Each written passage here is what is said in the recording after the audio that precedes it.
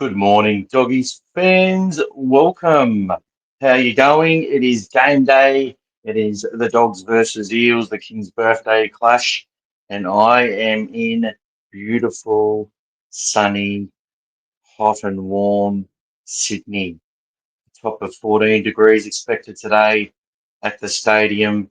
It's going to be a great day. Dogs versus Western New South Wales Cup, and then we will have the Bulldogs versus Eels, and hopefully in front of a massive crowd of over 65,000 people.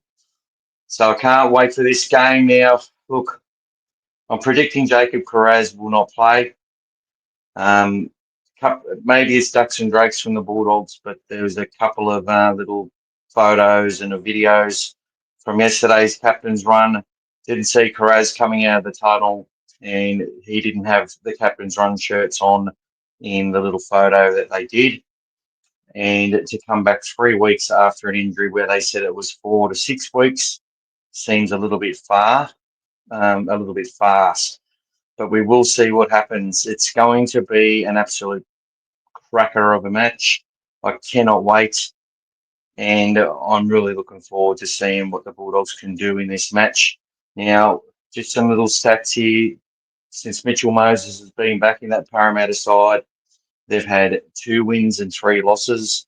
However, their for and against is 21 points per game scored versus 18 or 19 against. So they've improved a lot in their attack and their defence. And I felt their best game of the season was last week against the Penrith Panthers, who also played their best game of the season, I believe, in that hard-fought win. Today, I'm expecting that the Eels seem to be playing with a lot of width, a lot of really long passing, moving from side to side. Looks a little bit like the Bulldogs versus Broncos. Penrith matched that as well last week. It was a game that stayed in play for a long time.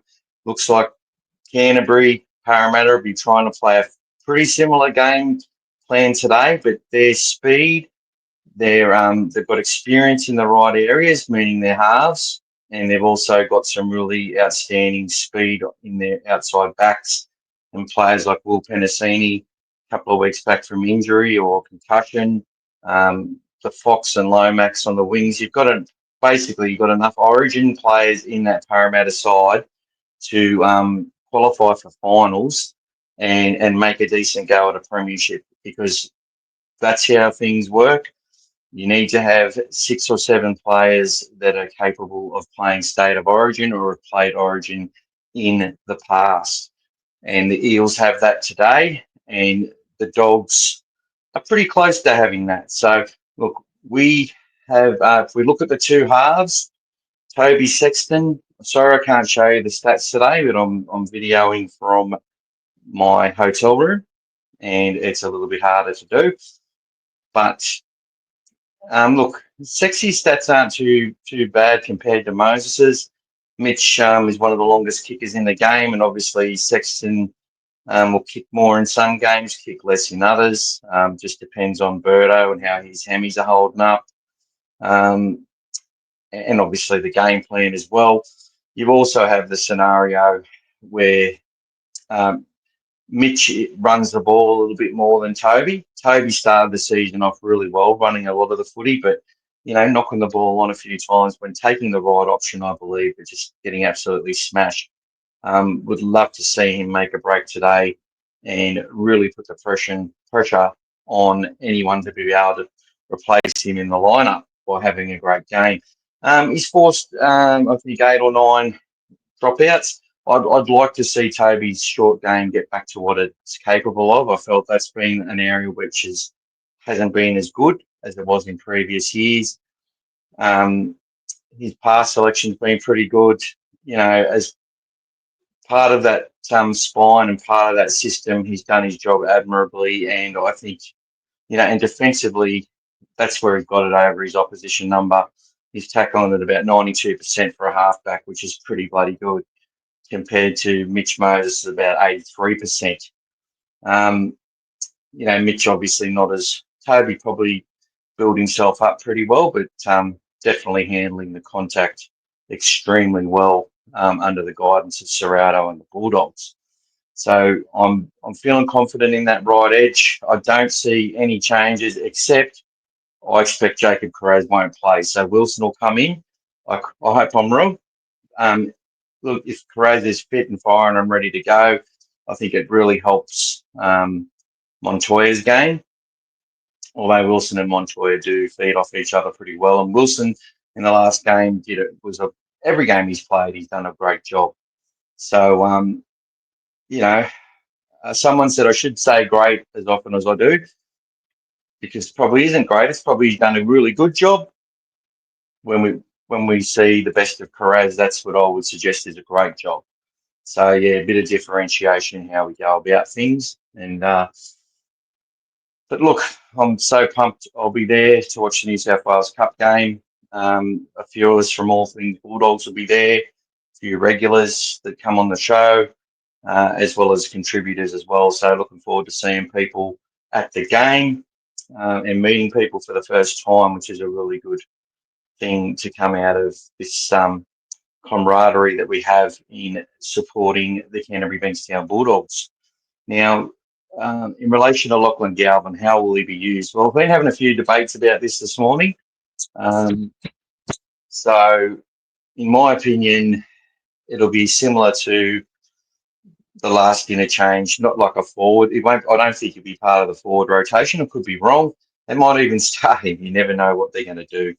But my gut feel is that Plan A will be for us to execute, hold possession, keep the ball in play, bring Parramatta under sufferance, and execute our opportunities in attack to set ourselves up for the match. And if the game at any point in that second half is looking good or looking comfortable, that's when I think they'll bring Galvin in. If we're defending for long periods and they need to make that fourth rotation as far as as a plan B or plan C, that's when he might get some earlier game time. Obviously, if there's an injury to someone in the back line. And the other option is a plan D if Birdo or Sexton are putting them out in the fall and putting them long and missing tackles and having a bad game, then you could see one of the halves get hooked, which is very unlikely, but it could happen. You never know. Again, there's still a lot of comments from Bulldogs fans, which this is what's feeding the media. The media really want us to lose today. And that's all media.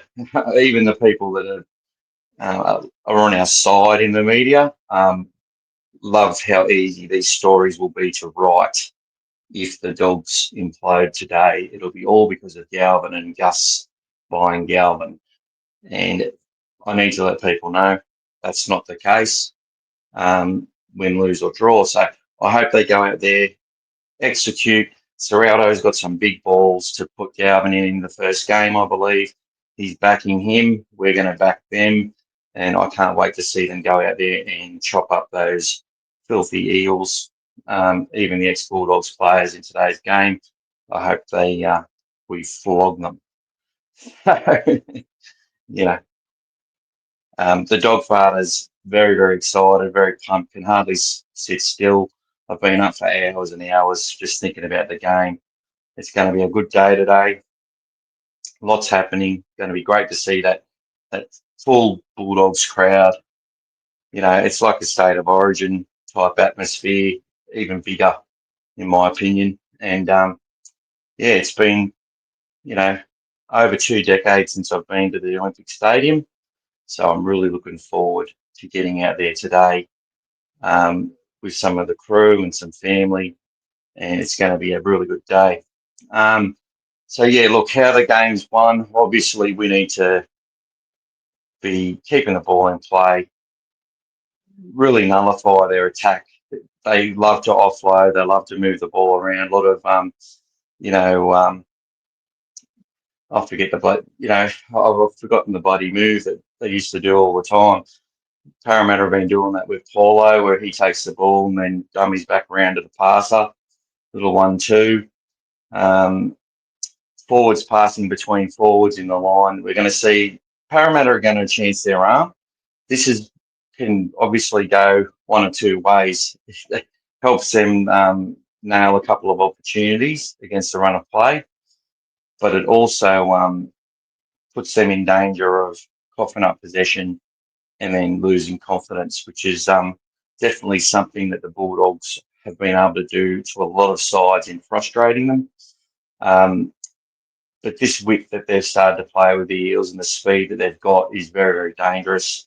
Um, it may, when you've got your compressed defensive lines, they're really having to run a bit of extra distance. Obviously, the long kicks from Moses and Burton are going to put both teams under the hammer fitness wise. That's why Parramatta are sort of following the Bulldog style in using more mobile players and less of the bigger blokes, but players that can play longer minutes. You see Junior Paulo's lost a bit of weight. You've got a lot of more workman types. Luca Moretti's been a real star off the bench for them and someone to watch out for.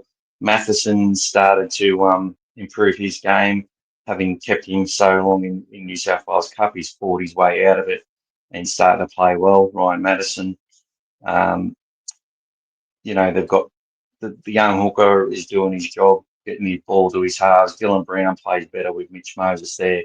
They all do. And Iongi, who was essentially the next big thing, and one of the reasons why they, let Critter go, even though they ended up losing him, was because they have such good stocks in their fullback ranks, and he is now at the Eels, and coincidentally, our sort of backup and fullback in waiting is also at the Eels, and Joash Papali, who I think is 18th man today. So yes, guys, it's I think there's a real weakness mentally in Gideon Katonga. I think it's something he'll get better and better at. But as he becomes fatigued, that's an area we'll want to work over. But he's very, very dangerous while he's fresh. And getting him to force his hand and lose concentration will go a long way to us creating opportunities with our defence. I expect to see a lot from Kikau and Burton today. I think Sexton's going to go out there and try and just do his job and do it well. But we may see a bit of variation from the Dogs today. It's going to be a huge crowd, a huge occasion. I'm sure they're going to want to go out there and impress for their fans. We've had 18 days off, so they, could be a little bit. It could definitely be a little bit, um, you know, rusty because that can happen after such a long bye. But there'll be no excuses for the Dogs. We really have to be careful for those cutout passes out to the Fox and to Lomax. Lomax with his offload as well is going to be hard to manage. Bronson Cherry will be up for that challenge, as will Montoya. I think Lomax isn't the fastest winger, so he's probably a tiny bit faster than Montoya, maybe a little bit slower than a Jacob Perez. But Wilson Mark and the Fox is going to be a really big battle, left wing versus right wing. So, look, there's just so many battles across the park in this game. I think it's definitely one that's going to be won on patience and execution. If the Eels go out there and attack like they did against the Panthers, we're going to have to be as desperate as ever. And we're going to have to, just be patient, find it out off our line, and get ourselves back into the fight. Watching those Panthers play, I saw a lot of that yesterday. Teams just willing to just stay in the grind and grind their way out of trouble. It's what the Bulldogs do and do very, very well. The Eels are trying to play like that. I still think they've got a way to go, but with the halves that they've got, they are a very dangerous football side. And as I said, I expect them to be competing for finals, especially if they can beat a team like us. But look, we've got everything to play for. Big crowd on top of the ladder. Currently second on the ladder. The Raiders are just falling ahead of us. We win this game. It's going to set us right up for the rest of the season.